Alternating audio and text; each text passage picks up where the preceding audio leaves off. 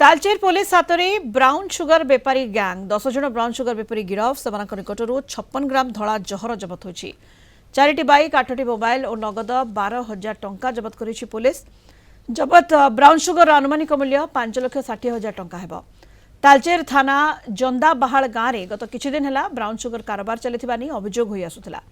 गतकाली विलंबित राति पुलिस एक स्वतंत्र टीम गठन कर रेड करथिला। ब्राउन सुगर बिक्री पाई योजना चलिथिबा बेले गैंग को पुलिस माड़ी बसिथिला। गिरफ अभियुक्तों मध्य 7 जन तालचेर थाना अंचल होइथिबा बेले अन्य 3 जन कोलियारी थाना अंचल बोली जଣା पड़िछि।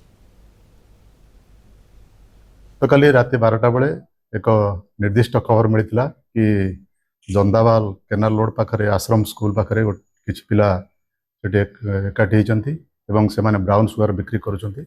ए खबर पाई आमे तुरंत गोटे टीम गठन करथिलु एवं सेमानको घेराव कराइथिले। सेमाने दौड़ी खसी पळाया बेले सेमानको 10 जन को सेमानको गिरफ्त करा जायछि।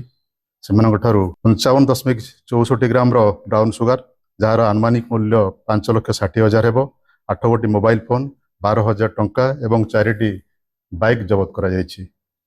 विगत दिन मानकरे आमे प्राय 10टी ब्राउन सुगर केस करिछु एवं सेतरे 50 जन को गिरफ्त करिछु एवं 153.26 ग्राम रो ब्राउन सुगर एवं 57,960 टंका जबत करा जायछि एवं 45 गोटी मोबाइल फोन मध्य जबत करा जायछि।